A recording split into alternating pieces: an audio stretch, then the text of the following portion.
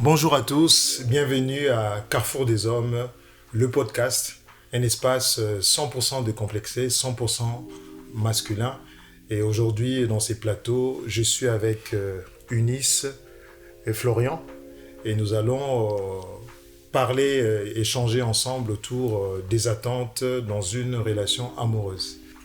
Ce que je vous propose, qu'on puisse commencer à échanger là-dessus. La question que j'ai envie de poser pour qu'on aille plus loin dans nos échanges, peut-on ou doit-on avoir des attentes dans une relation amoureuse? Moi, je pense qu'il faut quand même avoir des attentes parce que si tu n'as pas d'attente, c'est comme si tu rentrais, par exemple, dans un magasin, tu ne sais pas ce que tu veux. Donc, je pense qu'il faut un minimum d'attente. Maintenant, la question, c'est qu'est-ce que tu mets derrière ce mot attente-là? Parce qu'il y a des attentes qui vraiment sont, on va dire, qui ne sont pas réalistes.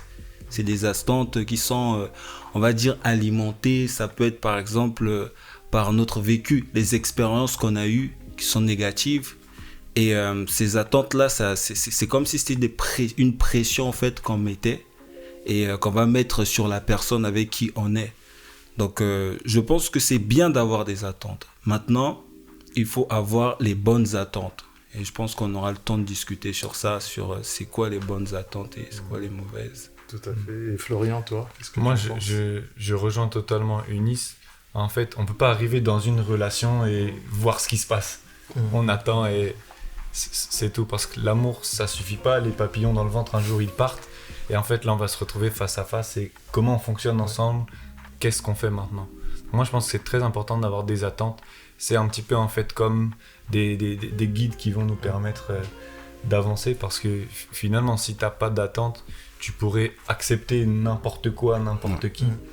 Et ça, je pense, ça te permet un petit peu de cadrer en fait ce que tu fais dans une relation et aussi comment tu vas choisir la personne derrière.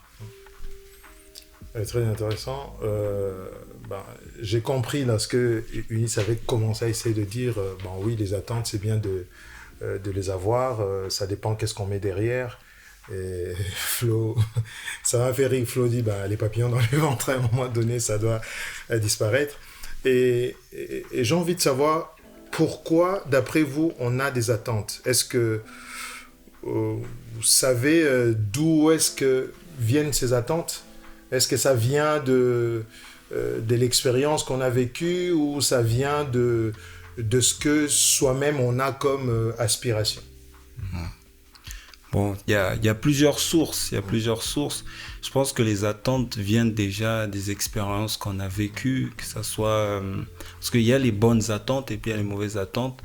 Ça peut être des expériences positives et c'est ce qu'on veut au fait et ça devient comme un standard. Je cherche par exemple, je veux au fait qu'on puisse communiquer dans ma relation. Donc ça vient en fait de quelque chose qui est positif.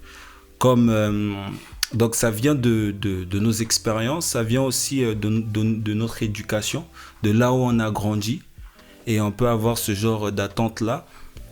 Ça peut venir aussi de ce qu'on a vu, de ce qu'on voit sur les réseaux sociaux qui va nous motiver au fait à vouloir par exemple que notre relation soit ainsi, soit comme ça. Ça vient de plusieurs sources quoi. Et Flo, toi, qu'est-ce que tu en penses? Au-delà en fait des expériences qui l'illustrent un peu entre ce qu'on voit, ce qu'on a vécu, moi en fait c'est aussi ce que j'ai à l'intérieur de moi et ce dont j'ai besoin dans une relation. Comme on dit tout à l'heure, on peut pas venir là et voir ce qui se passe. Et en fait, les attentes, elles vont venir exprimer mes besoins dans une relation. Au-delà en fait de l'amour qu'on peut démontrer à la personne, c'est comme au travail, on a des attentes. J'ai des attentes envers mon employeur, j'ai des attentes envers mes amis pour qu'ils puissent m'écouter. Dans le couple, c'est la même chose. Et on a besoin en fait de ça pour savoir comment on fonctionne ensemble. Et donc pour moi, ces besoins-là, c'est important d'en avoir. C'est comme pour poser les fondations en fait de notre couple. Et dire comment on va fonctionner ensemble, quelles sont tes attentes, quelles sont mes attentes. Et ça en fait, ça va être un petit peu notre machine et on va l'alimenter pour que ça tourne et que notre couple il avance. D'accord. Donc, si je vois bien de ce que vous dites, Eunice, à un moment donné, a parlé des réseaux sociaux, de ce qu'on voit. Bon, je ne sais pas si les réseaux sociaux, c'est forcément un modèle, puisqu'on a un peu de tout, bon, sans être critique, parce qu'il y a aussi des bonnes choses sur les réseaux sociaux, il faut l'avouer. Mais les réseaux sociaux déforment un peu la façon de voir les choses, la façon de voir les relations. Est-ce que vous ne pensez pas que par rapport à ce que véhiculent les réseaux sociaux aujourd'hui, ça peut plus aller dans des sens, peut-être des déceptions amoureuses. Et si c'est dans le cas d'une déception amoureuse, j'ai vraiment envie d'aller dans ces sens-là. Est-ce que pour vous, une déception amoureuse, ça peut changer quelque chose dans les attentes? Totalement. Oui, je pense justement, c'est aussi grâce à ça qu'on a des attentes, parce qu'on a vu ce qui ne fonctionnait pas.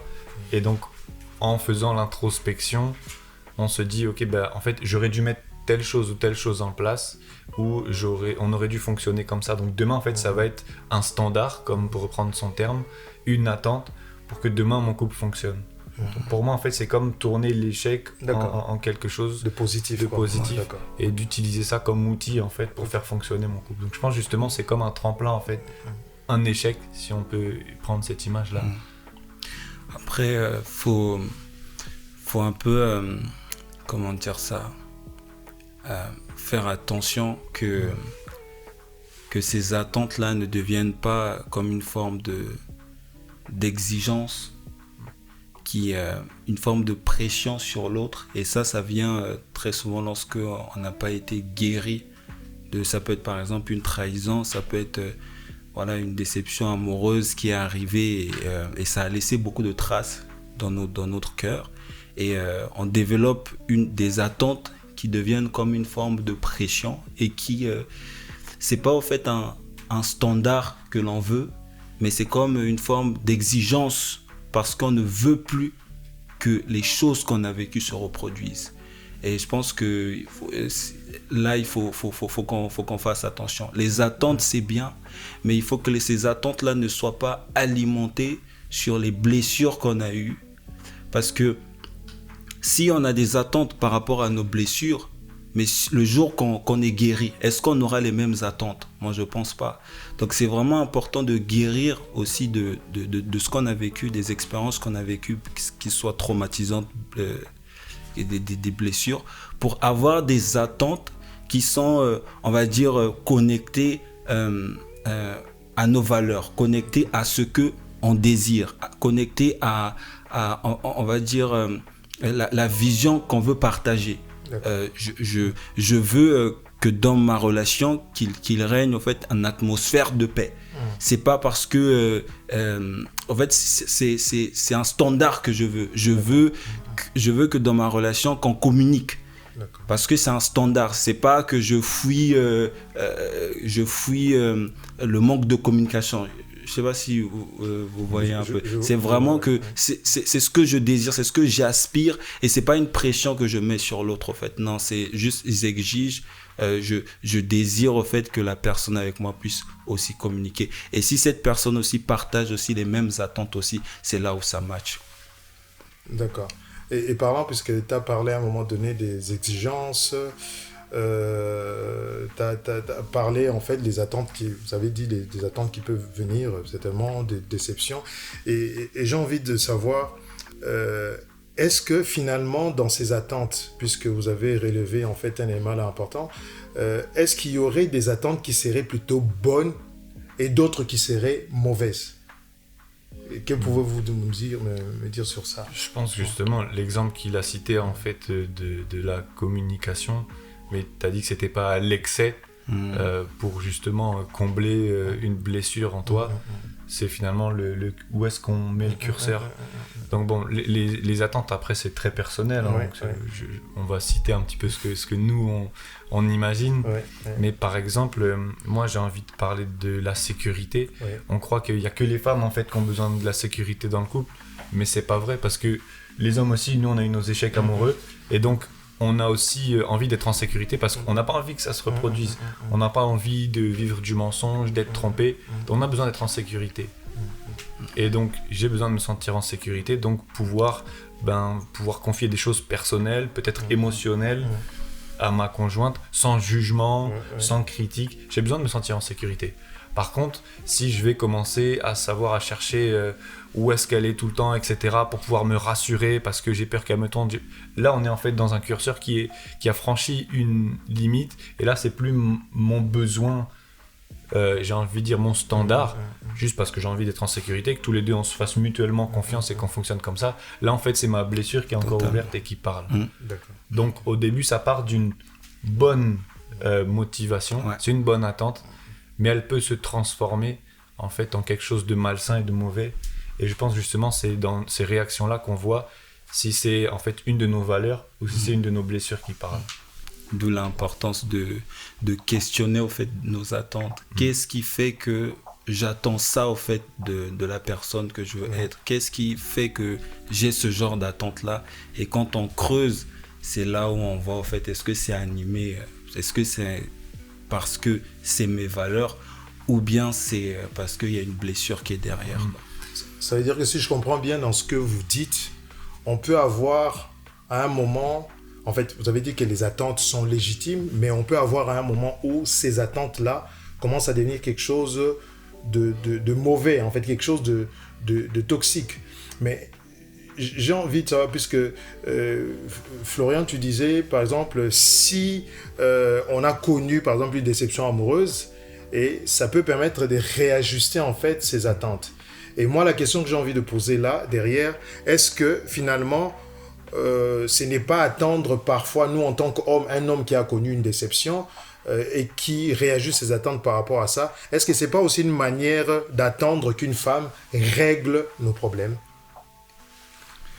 Aussi, oui, parce que lorsque quelqu'un est blessé et qui développe du coup des attentes, derrière aussi c'est ils se disent que bon, ok, je vais changer de partenaire, bah du coup tout ce que l'ancienne partenaire avait pas, j'aimerais retrouver ça sur la nouvelle partenaire. Mais ce que ça traduit derrière, c'est une forme de, comment dire ça, en fait tu te questionnes pas. Le problème, c'est que tu penses que c'est l'autre, au fait, qui est mauvais. Mais derrière, au fait... Ça veut dire pour toi, dans ce que tu es en train de dire là, c'est que le fait peut-être d'avoir connu une déception amoureuse et qu'on ait eu en fait des attentes qui n'étaient pas comblées, hein, je caricature un peu, et on va aller chercher ça dans une nouvelle relation sans se remettre en question, c'est peut-être un autre risque qu'on prend. C'est un peu ça. C'est comme si on prend un risque. En plus, qu'on ne s'est pas questionné, on a l'impression que la faute, c'est l'autre. Donc, du coup, on a été déçu dans la relation parce que la faute, c'est l'autre. Et du coup, on veut tout de suite aller se mettre dans une relation, rechercher, en fait, c'est pourquoi on accusait l'autre, sans se remettre en question. Je comprends à peu près ça. C'est-à-dire que moi, je n'ai pas cherché à régler, moi, les problèmes peut-être qui ont été à la base de la cassure, de la rupture de la relation. Et je vais, en fait, directement chercher les choses que j'estime, moi, ont été en fait à la base de la rupture, sans moi-même me remettre en question. Tant qu'on ne guérit pas, oui. Nos attentes, on va toujours penser au fait que le problème, en fait, c'est l'autre. D'accord, ok. Mais c'est important de guérir, et ce qui produit les attentes, c'est notre état émotionnel, c'est l'état de l'âme, en fait. Et lorsqu'on est guéri, en fait, on comprend en fait que le problème, en fait, ce n'est pas l'autre. On comprend que le problème, c'est qu'on fait partie aussi du problème un peu. On a notre part de responsabilité. Et c'est à ce moment-là, en fait, qu'on va développer des attentes qui ne vont pas être une forme de pression. Par exemple, il y a des hommes qui vont croire, ou même des femmes qui vont croire que dans le mariage, c'est à l'autre de lui rendre heureux. Et ça, c'est une forme d'attente. J'attends qu'un tel puisse me rendre heureux. Mais c'est une attente c'est une forme aussi de pression. D'accord. Comment tu peux mettre ton bonheur sur une personne, sur la personne? C'est une forme de pression. D'accord. Et lorsque tu guéris et que tu comprends que ton bonheur, ce n'est pas l'autre. Ton bonheur, c'est déjà ce que toi, tu fais dans la vie de tous les jours. J'ai envie de dire, au fait, tes attentes, au fait, entre guillemets, elles baissent un peu. Je veux dire, au fait, tes attentes deviennent normales, en fait. C'est plus une pression. Tu cherches plus que l'autre te rende heureuse. Non, tu sais que ce bonheur-là que vous allez vivre dans votre couple, au fait, c'est ta part déjà. Tu as ta part, au fait, dans ce bonheur-là. Et elle aussi, elle a sa part. Mais le bonheur en question, ce n'est pas que l'autre qui doit l'apporter. D'accord. Ce besoin de sécurité, ce n'est pas que l'autre qui doit l'apporter. Ok. T'as ta part aussi, t'as ta part pour créer au fait ce bonheur, pour créer cette sécurité, et elle aussi a sa part. Elle a sa part. Et c'est comme ça, en fait, qu'on arrive à avoir des attentes qui sont... Qui vont être plutôt saines. Donc, si qui vont être saines, voilà. Je vois dans ce que tu dis, si par exemple, dans une attente où on attend que l'autre nous rende heureux, donc c'est une attente qui serait plutôt une mauvaise attente, puisque de ce que tu dis. C'est ça. Maintenant, dans ce qui peut être bonne attente, Flo, ça va être quoi qui peut être vraiment considéré comme des bonnes attentes? Je pense que ma définition des attentes, elle est un petit peu différente. En fait, Ouais. moi, les attentes, je les vois comme des objets qui, en fait, vont venir construire le nous qui va exister à D'accord. deux. Ok. C'est pas des choses qui viennent de moi et que je vais exiger un retour. C'est plus des choses, des traits de caractère, des modes de fonctionnement qui vont nous permettre d'avancer. Je vais prendre un exemple. Je vais en prendre deux. Par exemple, la maturité. Ça, pour moi, c'est une attente. Tu vois, c'est moins matériel que je veux qu'on me rende heureux, je veux... C'est pas matériel, mais en fait, la maturité, ça va permettre à ce que mon couple fonctionne. On parlait de la communication, mais là, en fait, c'est au-delà. La maturité, j'ai besoin que tu aies de la maturité parce qu'on va devoir prendre des décisions à deux. D'accord. Si on peut pas discuter ensemble, échanger pour prendre une décision, on va faire quoi? Si, dès qu'on s'embrouille, tu vas bouder pendant 3 jours, comment on s'en sort? En fait. Et donc la maturité, elle est importante. C'est une attente pour moi parce que ça va permettre une bonne dynamique du couple. D'accord, ok. Je vais prendre un autre exemple en fait qui peut venir compléter ce que Eunice disait. Une attente que j'ai, c'est la paix. D'accord. Parce que c'est pas pour dire oh je veux qu'il y ait le silence dans mon foyer. Ça c'est une blessure parce que peut-être tu as été rabaissé par des gens et tu veux qu'il y ait personne qui parle. Ça c'est une blessure. Moi je veux la paix dans mon foyer. Pourquoi? Parce que on est tous en train de travailler toute la semaine, on a déjà une pression un petit peu psychologique, on est dans des échanges sociaux, etc. toute la journée. Et si le soir je rentre dans mon foyer et c'est un lieu de querelle, c'est un lieu où je suis rabaissé, où je suis pas écouté, où je suis pas soutenu, il est pas bon pour moi ce lieu-là. Et donc c'est cette paix-là dont je parle. Et elle se cultive justement par les caractères, par les échanges, par tout ça. Tu vois, c'est pas quelque chose de négatif. D'accord. Ok. Pour moi, c'est une attente positive, c'est de construire quelque chose de sain pour que le nous existe. Juste pour compléter aussi, Ouais, dans les mauvaises attentes, ça peut être, par exemple, j'aimerais qu'elle puisse me comprendre sans pour autant que je m'exprime. Tu vois, il y a des gens, ils veulent vraiment que l'autre puisse comprendre tout, mais tu t'exprimes pas, au fait. Tu vois, ça rentre dans la communication, mais ça peut être aussi que l'autre soit tout le temps disponible. Et ça, derrière, au fait, ça cache peut-être une dépendance affective qu'on n'a pas réglée. Et on a cette attente-là, non, j'aimerais qu'elle soit tout le temps disponible, mais la personne ne peut pas être tout le temps disponible. Et excuse-moi, je terminerai en disant, en fait, une bonne attente, c'est une attente que nous-mêmes, on peut donner. D'accord. En fait, si j'attends quelque chose de quelqu'un, mais que moi, je suis pas capable de la donner, en quoi mon attente, elle est légitime? D'accord. Ok. Donc, une façon de dire que je ne peux pas attendre de l'autre ce que moi-même, je ne suis pas capable d'apporter. Exactement. Ruyan, nous, on avait une question pour toi. Est-ce que, avec le temps, tes attentes, tu les as revues, tu les as réajustées? Est-ce qu'elles ont toutes été comblées? Bonne question. En fait, il y a toujours une différence entre la théorie et la pratique.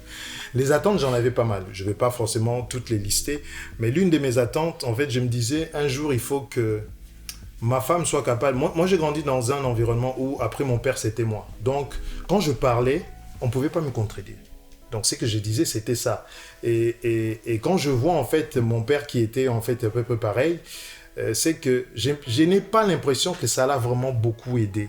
Et moi, je me disais, j'aimerais bien avoir une femme où, si à un moment, je prends, en fait, de mauvaises décisions, qui soit capable de me tenir tête. Bon, je pense que j'ai été servi. Mais je ne pensais pas qu'à un moment donné, ça pouvait bousculer, en fait, mon ego masculin. De me dire, à un moment, j'ai dit, en fait, un truc... Même si je m'étais dit dans ma tête que j'aurais aimé que ma femme aussi, si je prends une mauvaise décision, puisse me tenir tête. Mais quand ça arrive dans la pratique, je sens quand même mon ego touché et je n'ai pas forcément envie de répondre à ça. Des fois, j'ai envie de me dire que c'est moi l'homme de la maison. Mais je sais que ça peut tourner mal. Donc du coup, au bout des 14 ans, je me dis, c'est aussi ça qui crée l'équilibre. Et au bout des 14 ans, si je suis encore là et je vous en parle, ça veut dire que finalement, j'en suis pas malheureux. Mais c'est pour ça que j'ai dit qu'il y a un décalage entre la théorie et la pratique. Quand ça arrive, je pense que c'est là où on mesure vraiment le curseur où on devait le mettre, quoi. Donc voilà ce que je peux répondre par rapport à ça. Et est-ce qu'il y a des attentes que vous avez laissées de côté pour pouvoir avancer à deux parce que finalement elles n'étaient pas si importantes? Tu vois, parfois on a nos standards comme on mentionnait et puis finalement on rend compte que quand on est dans ce bateau à deux, c'est en trop. Ouais. Est-ce que vous avez dû justement réajuster en fait votre liste? Voilà. Il y a par exemple une attente, ça va vous faire marrer, peut-être que d'autres personnes vont me juger un peu trop macho. En fait, moi j'ai toujours vu ma mère faire la nourriture que mon père mangeait.